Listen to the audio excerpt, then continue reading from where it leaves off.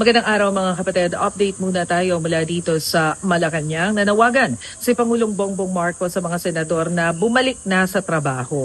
Ito ay kasunod nga ng dalawang magkasunod na araw na hindi nangyari yung sesyon dyan sa Senado dahil dun sa hindi pagsipot ng ilang mga members o ng mga miyembro ng majority block ng Senado. Sa isang ambush interview sa Maymalate kaninang umaga, sinabi nga ni Pangulong Marcos na sa kanyang pagkakaalam sa rules ng Senate, lalo na nung siya ay senador pa, dapat ipagbigay alam at least 3 days prior doon sa session kapag kakansilahin ang session sa Senado. At dapat merong valid reason. So ngayon, wala naman daw siyang nakikitang anumang valid reason. Hindi, sa tingin niya, hindi naman maituturing na valid reason yung pagsama sa isang senador. Matatandaan kasi natin na yung unang beses na hindi natuloy yung session sa Senado ay dahil hinatid ni Senate President Alan Peter Cayetano itong si Senador Jinggoy Estrada matapos siyang arestuhin dahil nga doon sa arrest warrant na inisyu sa kanya ng Sandigan Bayan dahil sa kasong plunder. Pero ang sinasabi ni Pangulong Marcos, napakaraming assistance o pangangailangan